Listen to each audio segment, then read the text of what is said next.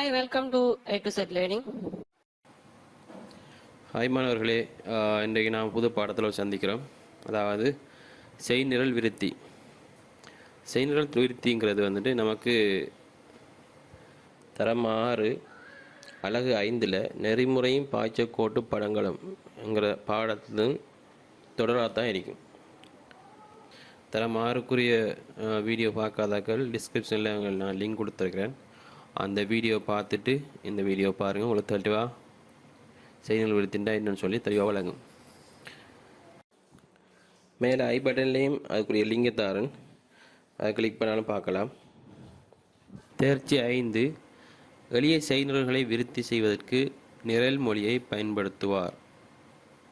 தேர்ச்சி மட்டம் 5.1 தர்க்க ரீதியாக பிரிப்பதன் மூலமாகவும் இணைப்பதன் மூலமாகவும் எளிய பிரச்சனைகளை பகுப்பாய்வார்.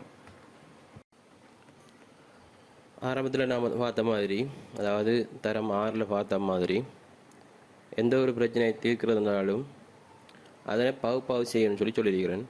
பகுப்பாய்வு செய்யணும்னு சொன்னால் அந்த பிரச்சனைக்குரிய உள்ளீடு, ஒரு முறை வழியாக்கம் என்ன, வெளியீடு என்னங்கிறத நாம் முதல்ல ஐடென்டிஃபை பண்ணணும்.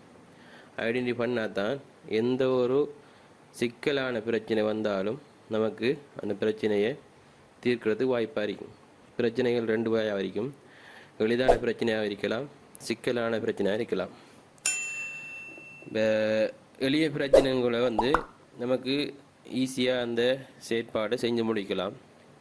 இது கடினமான பிரச்சனை வரக்குள்ள அதை நாம் பகுதியாக பிரித்து தான் அதுக்குரிய சிக்கலை தீர்த்து கொள்ளலாம். அதாவது உபபகுதிகளை பிரித்து அதுக்குரிய தீர்வை காணலாம். அது எளிதாக இருக்குது நமக்கு.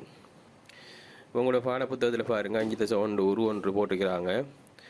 அது நமக்கு பார்க்கக்குள்ள ரொம்ப கஷ்டமான, அதாவது ரொம்ப சிக்கலான ஒரு உருவாக நமக்கு விளங்குது. இந்த சிக்கலான உருவை நாம் இலகுவாக விளங்கி கொள்றதுக்கு பல உபபகுதியெல்லாம் பிரிக்க சொல்லிக்கிறாங்க. உபபகுதிகள்னு சொன்னால் பெஸ்ட்டுக்கு பாருங்கள், இந்த வட்டம் இருக்குது. இந்த வட்டத்தை நாம் தனியாக எடுக்கலாம். அடுத்தது ப்ளஸ் அடையாளத்தை எடுக்கலாம். அடுத்தது டைமண்ட் ஷேப், அந்த ஷேப்பை தனி எடுக்கலாம். இதே மாதிரி தான் அடுத்தது பாருங்கள், இந்த ப்ளஸ் மாதிரி அடையாளத்துக்குள்ளே பச்சை கலர் அடிச்சிருக்காங்க, அதை தனி எடுக்கலாம். அதே மாதிரி நீல கலர், அடுத்தது ஆரஞ்சு கலர் இருக்குது. அடுத்தது என்ன, டைமண்ட் ஷேப், கருப்பு கலர் இருக்குது. இவ்வாறு நாம் பிரித்து எடுத்துகிட்டு சொன்னால் நமக்கு தெளிவாக ஒரு தெளிவு ஒன்று கிடைக்குது. இந்த தெளிவான பிரச்சனையால் நமக்கு இந்த கஷ்டமான பிரச்சனையை நம்ம எவ்வளோ எளிதாக ஆக்கிக்கொள்ளலாம். அதாவது எவ்வளவு சிக்கலான பிரச்சனை வரக்குள்ளையும் நம்ம பல பகுதிகளாக, அதாவது பல கூறுகளாக அந்த பிரச்சனையை பல பிரிவுகளாக பிரிக்கக்குள்ள நமக்கு ஒரு தெளிவு கிடைக்குது. அந்த பிரச்சனை மூலம் நமக்கு நம்மளோட இலகுவான முடிவையும் பெறக்கூடியதாக இருக்குது. மேலும் பாருங்கள், ஒரு சிக்கலான பிரச்சனை வரக்குள்ள நம்ம எவ்வாறு அந்த உப பகுதிகளாக பிரிக்கலாம்ங்கிறத இந்த டயக்ராம் காட்டுது. உபபகுதிக்குள்ளே நம்ம எத்தனை வகையாகவும் பிரிக்கலாம். நமக்கு எந்த அளவுக்கு இலகுவாக விளங்கி கொள்ள இயலுமோ அத்தனை வகை, அதாவது விளங்கி கொள்ளும் வரைக்கும் நம்ம பகுதிகளாக பல உபபகுதிகளாக பிரிக்கலாம், உப பிரச்சனைகளாக பிரிக்கலாம். போட்டிக்கிறாங்க பாருங்கள், உபப்பிரச்சனை 1, உபப்பிரச்சனை 2, உபப்பிரச்சனை 3ன்னு வரலாம். அதாவது உபப்பிரச்சனை என்ன அளவில், அதாவது எண்ணிக்கை இல்லாத அளவில் பிரிக்கலாம். இவ்வாறுலாம் ஏன் பிரிக்கிறேன்னு சொன்னால், நமக்கு அந்த சிக்கல், அதாவது இந்த பிரச்சனத்தை தீர்க்கிறதுக்கு நமக்கு இலகுவாரிக்கணும்ங்கிறதுக்காக நாம் பல பகுதிகளாக பிரிக்கலாம். இவ்வாறு பல பகுதிகளாக பிரிக்கிறதால நமக்கு ஈஸியாக விளங்கி கொள்ளலாம். அதாவது நம்ம என்ன செய்ய போகிறோம், எந்த ஆள் என்ன முடிவு வரப்போகுது, எவ்வாறு செயற்படுத்தலாங்கிற தெளிவு ஒன்று கிடைக்கும். இன்னொரு ஆக்களுக்கு இலகுவாக விவரித்தும் கூறலாம். அதை பகுப்பாய்வு செய்கிறதுக்கும் நமக்கு இலகுவாக இருக்கும். இதனால தான் எந்த ஒரு சிக்கலான பிரச்சனை வரக்குள்ளையும் நம்ம கட்டாயம் அதை பல பிரிவுகளாக பிரிக்கலாம். அது எண்ணிக்கையற்றதாக வரையறுக்கப்பட்டிருக்குது. இந்த உதாரணத்தை பாருங்கள், நமக்கு இந்த பிரச்சனை வந்துருக்கு. அதாவது 5/6 பிரித்தல் 2ஆல். இதை நம்ம பார்த்த உடனே நமக்கு பெரிய ஒரு குழப்பமாக இருக்கும். எதை நான் முதல் செய்கிறேன், எதை எப்படி செய்கிறேன்னு சொல்லி ஒரு குழப்பம் ஒன்று இருக்கும். இதால் நாம் தனித்தனியாக ஒவ்வொரு பிரச்சனையாக ஒவ்வொன்றா பிரிப்போம். அதாவது பெருக்கலை முதல்ல செய்வோம், அதுக்கப்புறம் கூட்டலை செய்யலாம், அதுக்கப்புறம் லாஸ்ட்டாக வகுத்தலை செய்யலாம். வகுத்தலை செஞ்சதுக்கு நமக்கு தீர்வு கொண்டு கிடைக்கும். அப்போ நம்ம ஆரம்பத்தில் பார்க்கக்குள்ள வந்துட்டு இது வந்து நமக்கு ஒரு சிக்கலானதாக இருக்குது. அப்போ இதை என்ன செய்யணும், இதில் உபபிரிவுகளாக பிரிக்கிறோம். அதாவது பெருக்கல் ஒரு தரம் செய்கிறோம், கூட்டல் ஒரு தரம் செய்கிறோம், அடுத்தது வகுத்தல் ஒரு தரம் செய்கிறோம். இப்போ உபபிரிவுகளாக 3 உபபிரிவுகளாக பிரிச்சிருக்கிறோம். இந்த 3 உபபிரிவு பிரித்ததால் நமக்கு கிடைத்த விட வந்துட்டு இலகுவாக இருக்குது.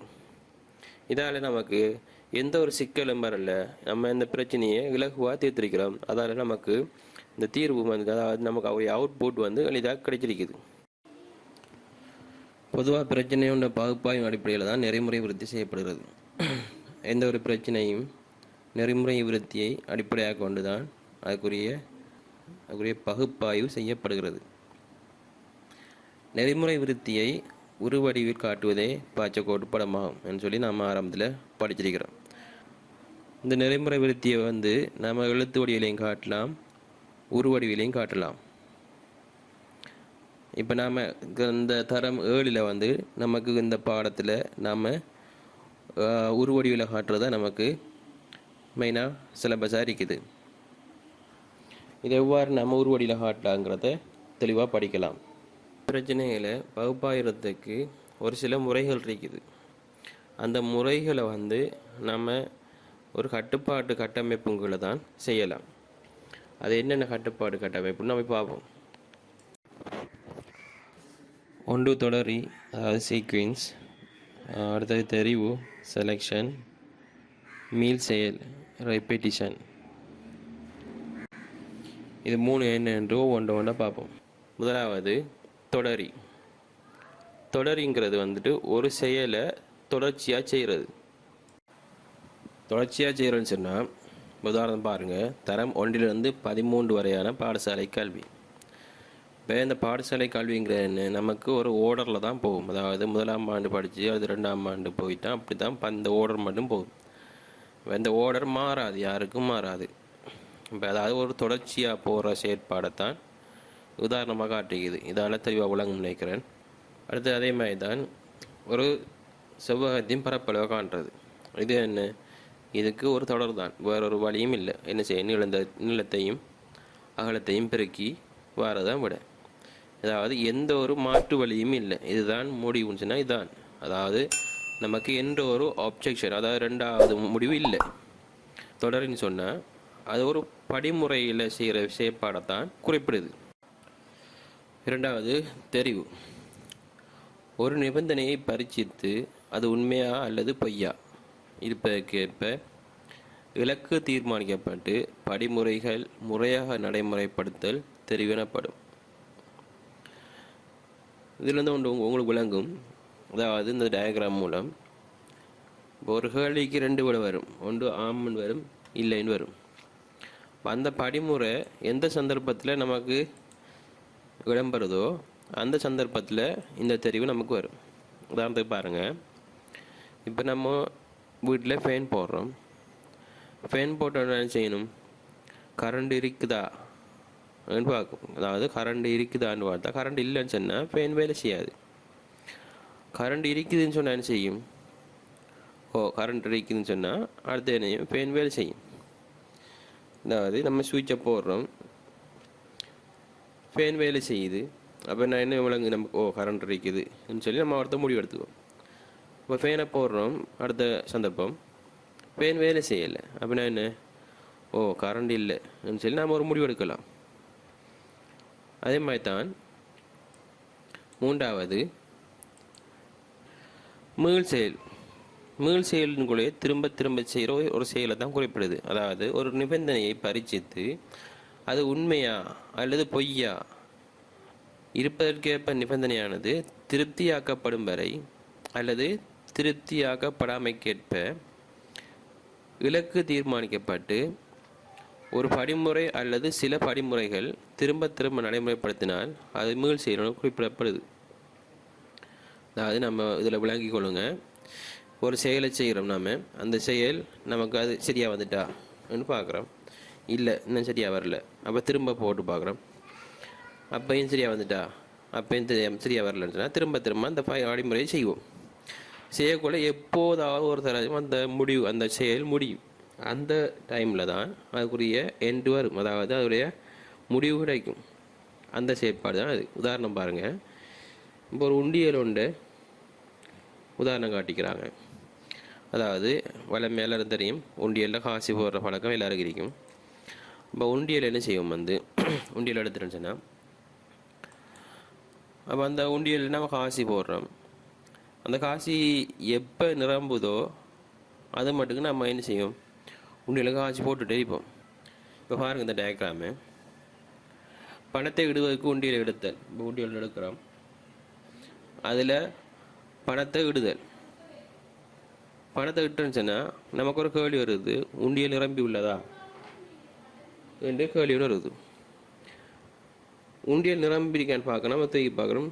இன்னும் இடம் இருக்கு போடலாம் சொன்ன வேணும். அப்போ உண்டியல் நிரம்பலை நான் என்ன செய்யும், அடுத்த தடவை நம்ம திரும்ப பணத்தை போடுவோம். இந்த செயற்பாடு எப்படினான ஒரு தடவை நமக்கு ஒரு முடிவு வரும். அதாவது எப்போயாவது ஒரு தடவை அந்த உண்டியல் நிரம்பத்தான் போகுது. அந்த எப்போ நிரம்புதோ அதோட அந்த ஃபங்க்ஷன் முடியுது. அது மட்டுக்கும் அந்த மீள் செயற்பாடு நமக்கு நடந்து இருக்கும். அதுதான் சொல்கிறாங்க மீள் செயல், ரெப்பிட்டேஷன் சொல்லுவாங்க. அதே மாதிரி தான் அடுத்த உதாரணம் பாருங்கள். இப்போ ஒரு பேனையை வந்து போடுறீங்க, பேனையை வந்து வேண்டக்குள்ள அந்த பேனையை எடுக்கிறீங்க, எடுத்தவுடனே எழுதுறீங்க. எழுதக்குள்ள திரும்ப அடுத்த நாள் பார்க்குறீங்க, பேனையை தூக்கி பார்க்குறீங்க, மை இருக்குதா, இல்லை மை இருக்குது. மை இருக்குண்டா என்ன, மை இருக்குதுன்னு சொன்னால் மை முடிந்து விட்டதா என்ற கேள்விக்கு இல்லை என்று ஒரு ஆன்சர் வரும். அப்போ திரும்ப எழுதுவோம். எப்போ எந்த சந்தர்ப்பத்தில் அந்த மை முடியுதோ அந்த சந்தர்ப்பத்தில் நாம் அந்த பேனையை தூக்கி எறிவோம். அதாவது அந்த செயல் நமக்கு மீள் செயலாக நடந்துகிட்டு இருக்கும்.